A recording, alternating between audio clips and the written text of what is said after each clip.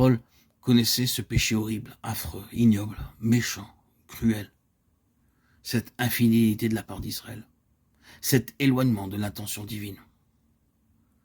Mais il ne fait aucune restriction par rapport à l'amour divin. Et cela est illustré à l'égard d'Israël. Dieu a-t-il rejeté son peuple? Loin de là. Romains 11, 1. C'est un de ces 9, loin de là, dans cette lettre. Oui, mais regardons ce qu'Israël a fait. Considérons le calvaire. Voyons leur œuvre. Pensons à Étienne. Regardons ce qu'Israël a continué de faire au cours de son histoire. Oui, ils peuvent être sous le jugement, ils peuvent souffrir pour leurs péchés, à cause de leur méchanceté, de leur iniquité.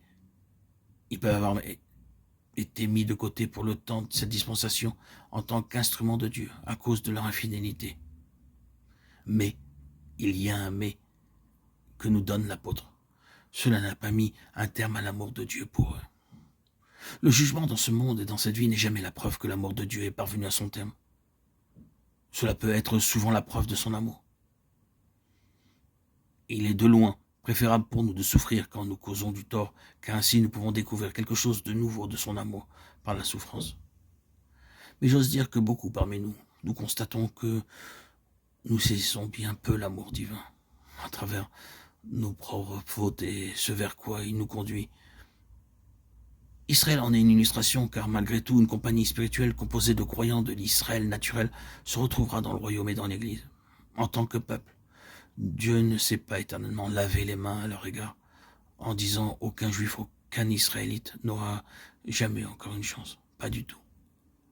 Mauvais comme ils l'ont été, ayant fait ce qu'ils ont fait, il a étendu son amour sur eux et son amour gardera la porte ouverte. Saisissons bien ce message.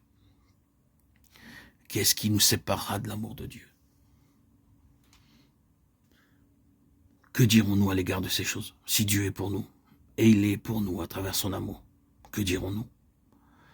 Paul, après avoir fait cet immense survol de l'amour divin, en l'illustrant par Israël d'une manière impressionnante, répond à la question, à son interrogation, en disant, je vous exhorte donc, frères, par les compassions de Dieu, à présenter vos corps en sacrifice vivant, saint, agréable à Dieu, ce qui est votre service intelligent. Romains 12, 1.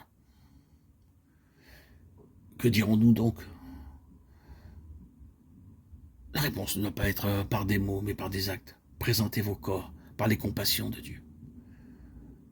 Cet amour incroyable, divin, réclame nos âmes, notre vie, notre tout. Seigneur, nous voudrions voir Jésus. Qu'est-ce que nous cherchons?